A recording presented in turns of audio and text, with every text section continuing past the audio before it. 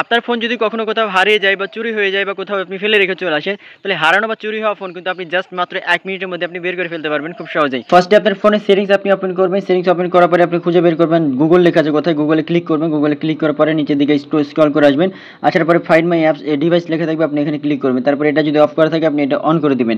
তার আগে অবশ্যই আপনার ফোনে ডাটা অথবা ওয়াইফাই আপনি অন করে দিবেন। তারপর লক চাইলে এখান থেকে আপনি লকটা দিয়ে দিবেন। তারপর এখান থেকে ব্যাক করবেন, ব্যাক করার পরে গুগল প্লে স্টোর যাবেন, আপনি এখান থেকে প্লে স্টোর আসে ওপেন করার পরে দেখতে পাবেন এখান থেকে অ্যাপসটা আপনি ইনস্টল করে নেবেন গুগল ফাইন্ড ডিভাইস। তারপর এটা আপনি ওপেন করবেন, ওপেন করার পরে নিচের দিকে সাইন অ্যাজ এ গেস্ট আপনি এখানে ক্লিক করবেন। ক্লিক করার পরে এখান থেকে আপনার ফোনের ইমেল অ্যাড্রেসটা আপনি এখান থেকে সাবমিট করে দিবেন। তো এখান থেকে দেখেন একটা ইমেল অ্যাড্রেস আমি দিয়ে দিলাম। তারপর নেক্সটে আপনি ক্লিক করবেন, নেক্সটে ক্লিক করার পরে আপনার যে হচ্ছে ইমেল অ্যাড্রেসের যে পাসওয়ার্ডটা এটা আপনাকে দিতে হবে, মানে এটা যখন আপনার ফোন হারিয়ে যাবে তখন অন্য ফোন থেকে কিন্তু আপনাকে এই অ্যাপসটা ইনস্টল করার মাধ্যমে আপনাকে কাজটা করতে হবে।